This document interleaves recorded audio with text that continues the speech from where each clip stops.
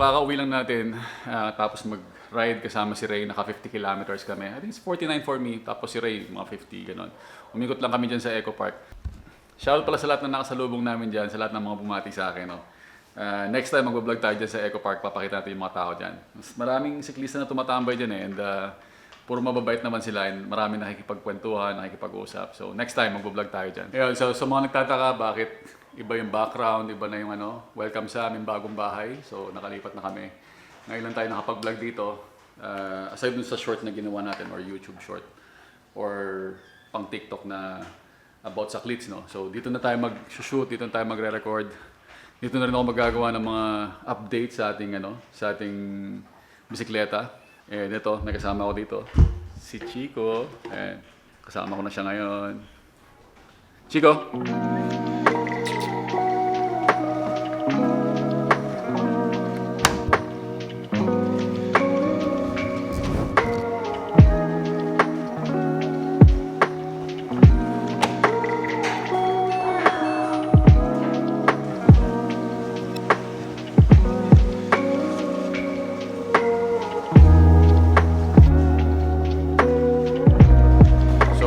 Pinaka-okay na wall mount na ginagamit ko sa bisikleta. No? So tagal na na-experience ko sa bike shop ko, doon ako unang nakagamit ito.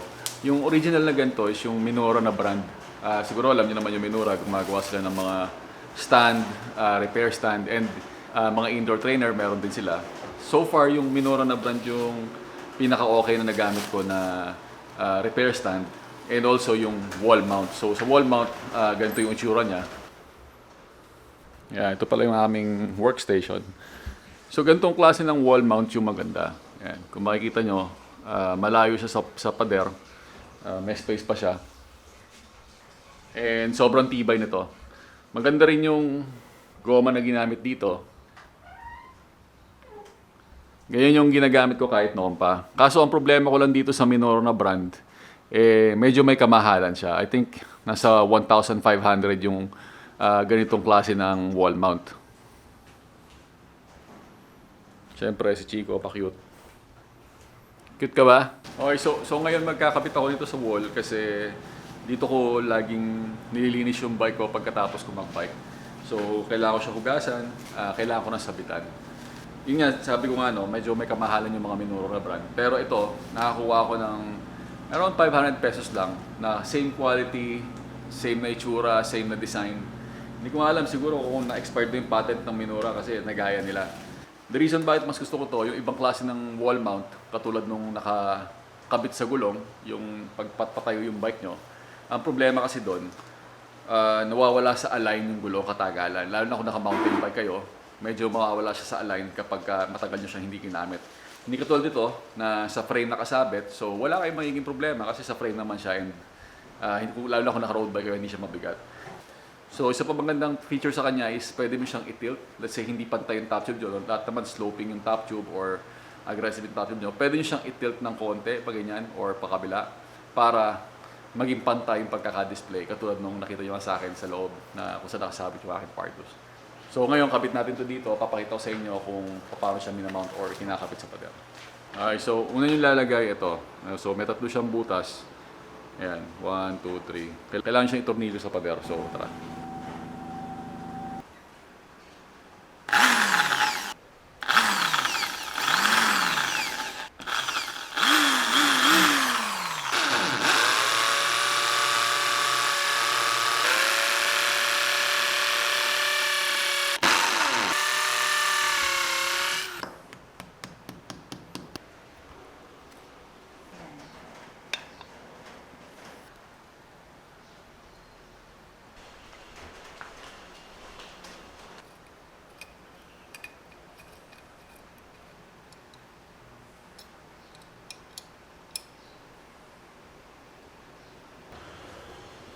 Okay, kaya ito sa pasagusto ko dito, no? Pagka hindi siya ginagamit, pwede mo siyang i-fold pataas, no? So hindi siya nakaharang sa daan. So ang goal ko dito is pagdating ko pagkatapos mag-bike, pwede kong isabit dito yung bike and then pwede ko na siyang hugasan or banlawan ng mabilis. Or kung totally gusto ko siya linisin, dito ko na siya sasabit. Parang repair stand ko na rin siya.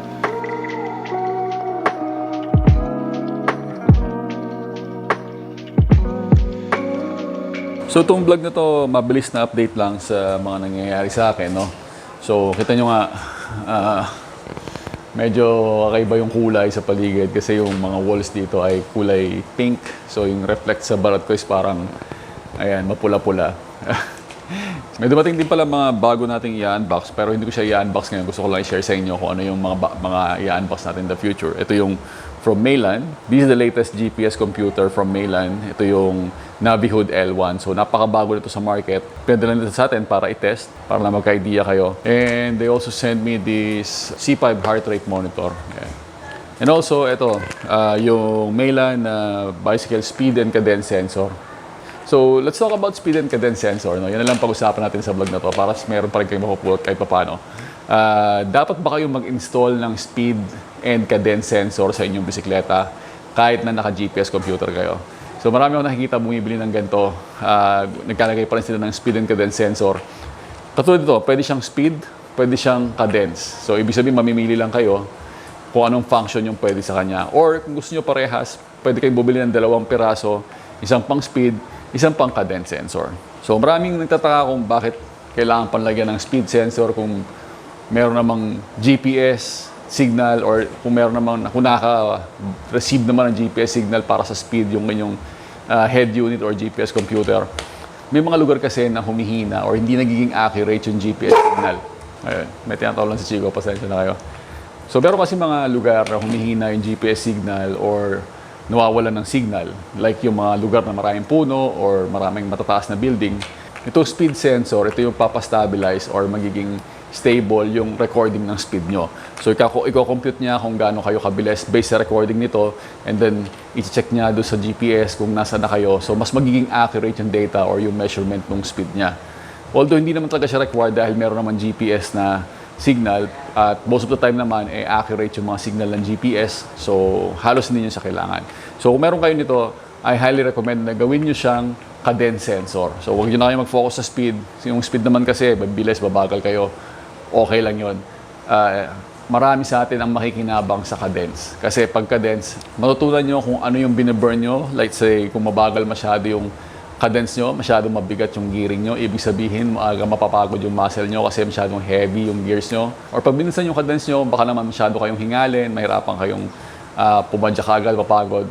I think merong optimal na cadence para sa inyo, iba-iba yan. Merong magsasabi na 80 yung pinaka-optimal na cadence, pero para sa akin, depende yan sa tao and depende yan sa kondisyon ng katawan mo.